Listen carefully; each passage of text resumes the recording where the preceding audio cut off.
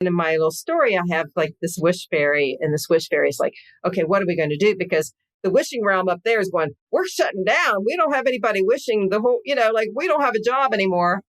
And so she plants an idea of a seed of the dandelions. And she tells, kind of plants this idea that when you blow on the dandelion, you make a wish and your loved ones' souls are rising to heaven while you're blowing the seeds out. And so it's a kind of a sweet little story. And I don't know if that's when that ritual came up. So, I mean, maybe it was, right? Nobody really knows.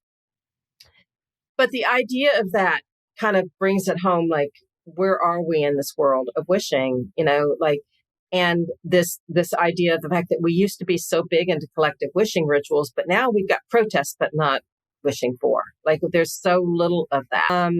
And so that's kind of my wish is that we could bring back collective wishing. And so you can imagine when you bring the ritual, because that's the anthropology part of it, is like, okay, what if we could have people wishing whatever it is that you want to wish for? And so I'm like, start a wish circle, and you all together are wishing on whatever that wish is. And it can be anything from, I've got somebody wanting to do one on make the world a safer place for animals.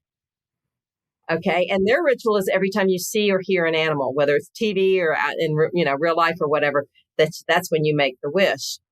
And you need to do it every day for 8 weeks. So it's like just less than a minute, but you have to remember it for the brain, because once it's done, it's like, that's done. Like, it's already part of your DNA at that point.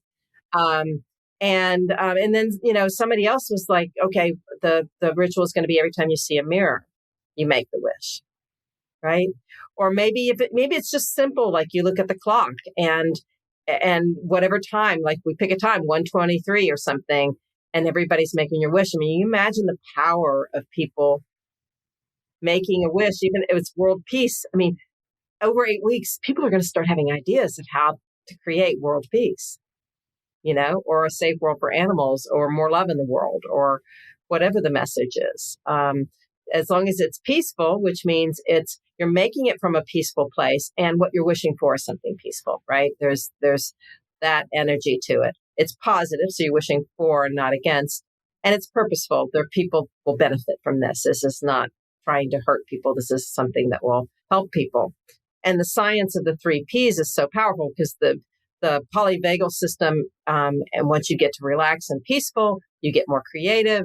That opens up the default mode network that I mentioned. If it's positive, then the reticular activating system knows what to work for. And if it's purposeful, then there's these things called mirror neurons, where people start thinking alike and they're starting to have the similar vision. And then you start multiplying that. And when you add, I don't remember the numbers, but like when it's that multiplier effect. Like, it's not 1 + 1 and then another one and another one. It's like, once you bring this many numbers, it starts your effect of your wish. It's exponentially it becomes just increasing. exponential. So in the end, it's kind of like a collective consciousness, and you're raising all this awareness to, you're directing this collective consciousness towards something